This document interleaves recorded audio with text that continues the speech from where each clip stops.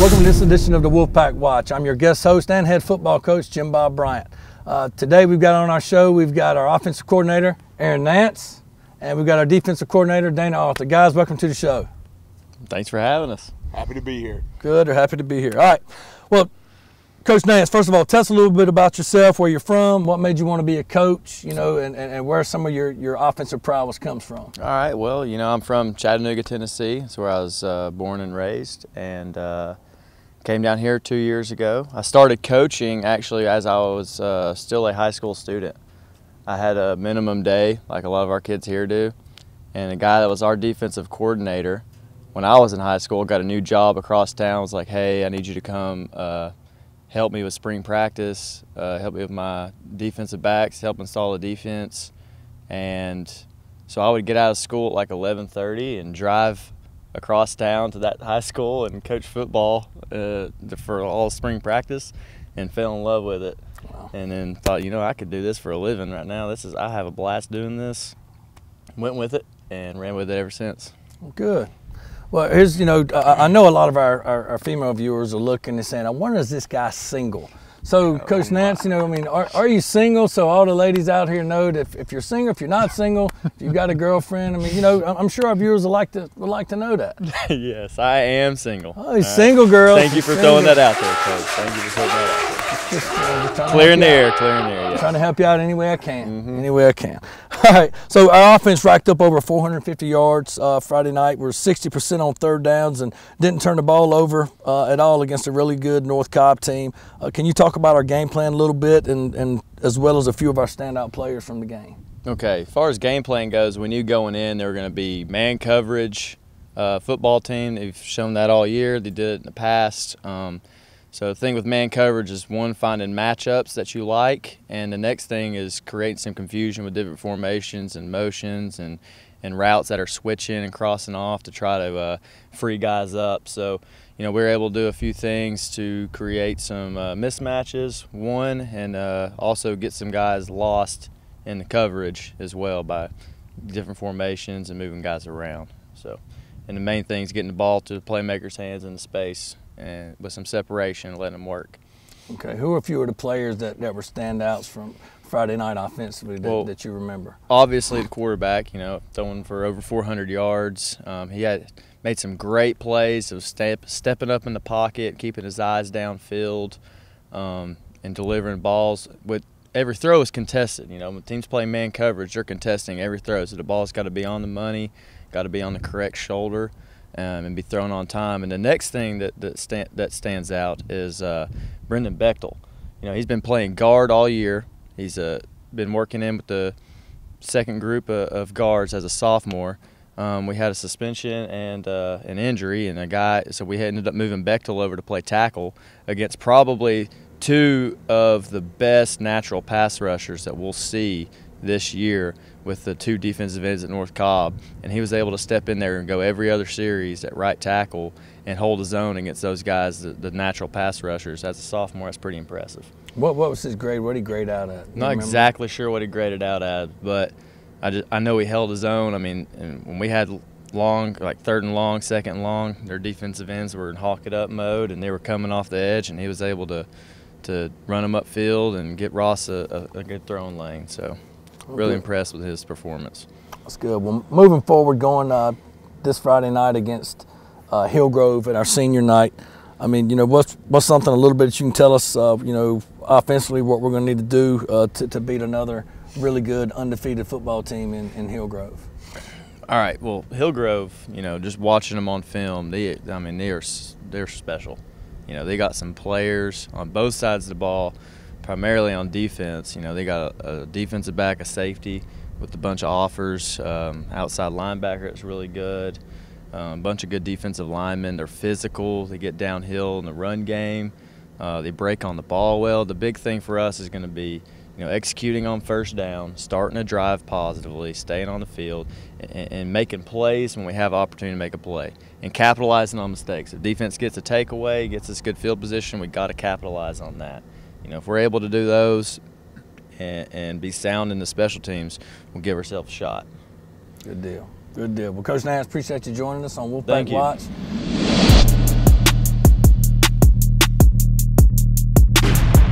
Hey guys, welcome to the Players of the Week segment. After our homecoming game versus North Cobb, I'm your guest host as well as your head football coach, Jim Bob Bryant. Doug Woods is not going to be with us today. He's out of town traveling on business. We wish him safe travels. And now we'll start the interview process with our Players of the Week. Our first Player of the Week we have is Jeffrey Noelette, number 91. Jeffrey, thanks for joining us. Thank you, Coach, for having me. All right, and next one will be our quarterback, Ross Malgrim.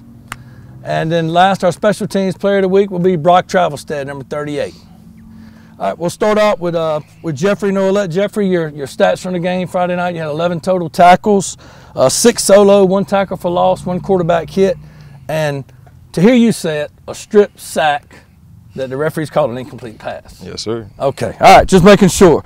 Also, you're a big part of our defensive game plan and stopping the run and getting pressure on the quarterback so we could drop, 7 to 8 into coverage. Tell me a little bit about Friday night. How was it out there on the field for you as a defensive player? Well, I loved every second of it, man. It was like, especially when they had me doing pass rush. Pass rush is my favorite thing to do, especially like against bigger guys, because I'm not the biggest guy when it comes to like a DN, but I can get where I need to go because I'm rather quick. Okay, you're rather quick. Okay, all right. I think so. All right. So tell me about this. The defensive line chain that you guys have that you wear on Friday night. So when do you get that chain on the sideline? You get the D-line chain whenever you can get a sack. Whenever you sack the quarterback, that's about it. But I was wearing the Friday night because I sacked the quarterback. But it is what it is when it comes to that situation. But yeah, so. I hear you. All right. Next thing we want to know, Jeffrey. Is it true that you speak 3 languages and that you are our resident actor in our plays? You've been like an actor in some of the plays here on campus. Tell us about that. No, well, I was in The Little Mermaid. I played as Sebastian. Wait a minute, you weren't the Little Mermaid? No, I wasn't. Okay, all right, we want to clarify that. I was the crab in Sebastian. Oh. The Jamaican crab. I also acted in High School Musical last year, my junior year. Okay. It was a lot of fun. And okay. I do speak 3 languages technically, but like 2 of them are very similar. Like English, obviously, French and Creole. French Creole like go hand in hand. Creole is more like the slang version of French. So yeah. Okay. All right. How do you say Jim Bob in French? I'm pretty sure it's just still Jim Bob. Okay. How about Creole? Just Jim Bob? You can say that too. Okay. All right, Jim Bob. Well, Jeff, we appreciate you having us, man. I'll pass the mic over to Ross. Yep.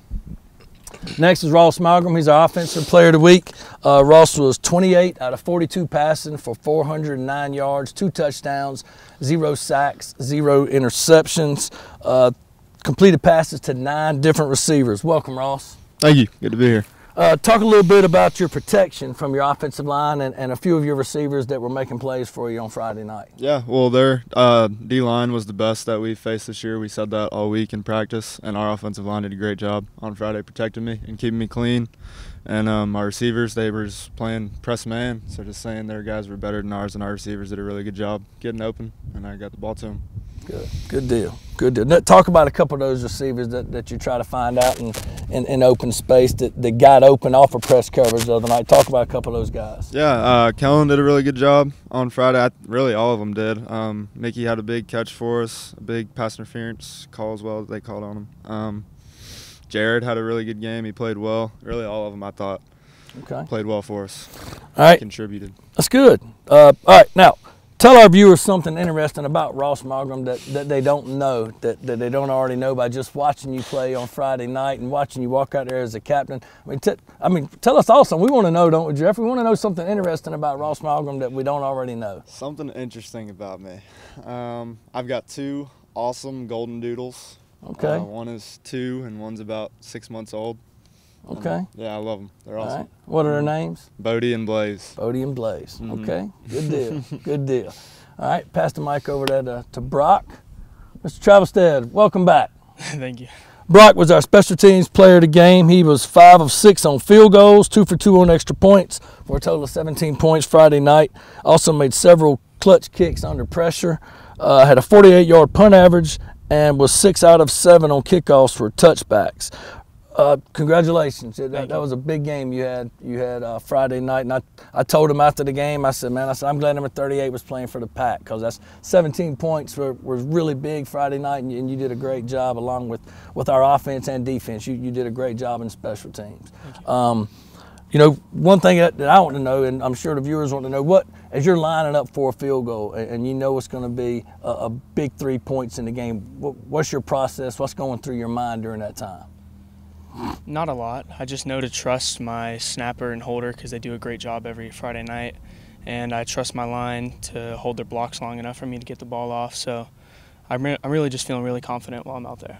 Okay. And you said the 5 field goals that you made the other night in the game, that's the most you've made in every game. Is the most you've ever attempted in every game 6? The most I've attempted in a game before that game was 2. So. Okay. All right, so next thing. How did you feel? That was your first miss of the season on field goals. You've been perfect on extra points. How did you feel after that first miss? Did you have your head down? Did you stay in the game because you knew it was going to come back to you? Tell me your thought process during that time. I really just knew to just kind of like let it go, because we had been talking about bouncing back all week from the loss against Marietta. So I just thought to bounce back from that miss and come back and hit the next field goal, and I did. So great answer. Next question. So your dad is Mike Travelstead, correct? Yes, sir. Okay. Is it true that your dad is a better dancer than you? That is what. And I've seen him dance on the bleachers. I've seen him dance in the bleachers on Facebook, and I hadn't seen you dance yet. I didn't make it to the homecoming dance. I'm gonna try to come to prom and see if you picked up a few moves from your dad. Is he a better dancer than you are? I've never really seen him dance. I mean, I always hear him getting fan of the game, as Doug calls it. But I don't know.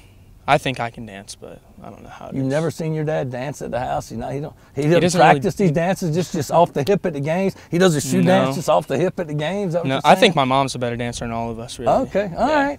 Just to be honest.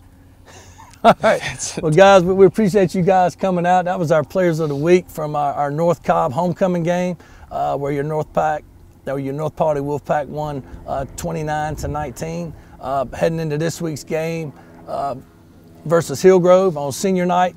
We want you guys to come out and support us, and thank you guys again for coming, and congratulations. Thank you, Coach.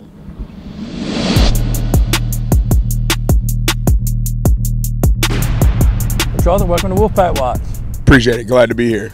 Tell us a little bit about yourself, where you're from. Same question I asked, Aaron. What made you want to be a coach? Where do you get a lot of your coaching prowess from? Talk a little bit about that. All right. I grew up in Fort Walton Beach, Florida, just in the Florida Panhandle. I grew up the son of a coach, so I've been around it my whole life. Growing up from watching games together, growing up on the sideline, then playing, and getting coached by my position coach, and then getting home and getting coached by my dad. I guess you could say I was blessed on that aspect. And then, I saw the impact that he had, and the fun that he had, and I told myself that I don't want to get up and hate my job. So I love every day coming to work and getting to teach these young men the game of football, and if it's just one little nugget each day, just teaching them the game of football. To this day, I'm still getting coached. The other day, I talked to him, and he complimented a couple of our players, but then he gave me a butt chewing. So I'm still he's 78 years old, and I'm still getting him. So I could still take him. All right. Well, we're glad you're here. We're glad you're at North Paulden. You make our jobs as offensive coaches a lot easier. You do a great job defensively, as Aaron does a great job offensively. Not only is North Paulden blessed to have you two guys, but I'm blessed to have you two guys and the rest of our assistant coaches. And I appreciate everything both of you guys do. Friday night, we're playing a really good running back that we just played in North Cobb, and he had some big runs in the first half, and then our defense pretty much shut him down in the second half. Talk about some of the adjustments that you and your defensive staff made to kind of limit his big plays in the second half. All right, yeah. Normally when I go into halftime, I have all these notes written down and adjustments we need to make and change-ups we're going to do in the second half. And, this past Friday night, I didn't have any adjustments. Our adjustments was, hey, guys, we got to fit and we got to tackle better. and our kids knew that. I mean, all their big plays came from us not fitting or being in the right position and tackling when we're, have an opportunity to make a play. That big long run he broke off, there was two missed tackles, probably a third if you want to count it. But after that, I mean, it was just, being more physical than them and then not missing tackles. And I think it doesn't matter what you run on defense, as long as you are more physical, you tackle well, and you take away the ball, you're going to be pretty good on defense. And I thought we did that Friday night. I've told our guys all year that if we get 3 takeaways every game, I almost guarantee that we'll win.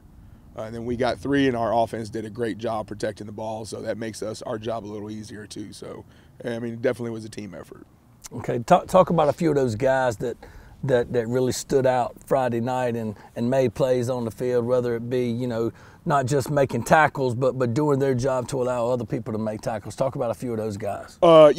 First one is obviously the defensive player of the game, Jeffrey Nolet. He did an outstanding job, and the last 2 weeks he's really come on and turned into a different player. He's been, more physical, using his athletic ability and using his technique, and he's really been making plays when he has an opportunity to make a play. The next person that stood out to me personally was Brian Niangi. He did a great job at nose of they want to hit the front side or the backside A-gap, and they want to try to shove it down our throats. And he did a great job of, just blowing up the middle, and that they had nowhere to go in the middle. I mean, I think he had 4 total tackles, but if you turn on that film and then that tape, there's heads snapping back and it ain't his. So I'm really excited to have him, finish out this season with him. And then, I was driving here just a minute ago, and I was like, man, I have 2 more years with him. So I'm really blessed with that. Another one, of course, is always, it's a pleasure to coach this kid is Jordan Vinzial. He had 14 tackles. He's averaging close to 13 tackles a game. And he is just, he's an unbelievable kid, very coachable, wants to do well, and he wants his teammates to do well. And the other person that I thought played really well, and stat-wise he didn't have a lot, was Q Carter. I can't pronounce his first name. Sorry, Q. Okay, you always correct me. But he had the amazing one-handed interception. But also he had some really good pass breakups in the towards the later in the game that I thought that just showed you that what kind of special player he is. Okay, well, hey, Q Carter, all he wants to do is win. That's what he said on the tape last time we interviewed him. So he did a good job of helping us win that game Friday night. Moving forward, we've got a big game this week versus Hillgrove in the Den on senior night. Very good offensively. Talk about some of the things that they do well on offense and what we're going to have to do defensively to have a chance to pull off an upset Friday night. Well, what they do well on offense is they do a good job mixing it up and, never doing anything the same, mixing stuff up. And, so we don't know what we're going to have to expect, but we're going to prepare for it all. But, defensively, our game plan is what it's always been all year and what I've told our kids all year. I don't care who we play. There's nobody that can beat us. And we got to have that mentality. And all our mistakes and all our big plays and all our mistakes is because of stuff that's been self-inflicted on us. Bad technique, bad eyes, bad fits, bad call, all that different stuff. So, as long as our kids are doing their one job out of 11, their 111, I think we're going to be in a great situation. And we have got to be more physical and we got to tackle well. And I think that – and get the ball. And I think that's going to be a key for us defensively. Okay. Well, good deal. Well, guys, we appreciate you guys joining us. Thank you, Coach Nance. Thank you. Coach Arthur. Appreciate it, Coach. We appreciate you guys having us. Appreciate you guys being here. And thanks to all those guys out there watching us on watching the Wolfpack Watch. And we pray for continued support in the stadium this Friday night at the Den. Navy Crazies, come out in force. We're going to need your backup. We're going to need your help. You guys have done a great job all year. Our fans have done a great job. Come out and support us Friday night against a good Hillgrove team, and go Pack.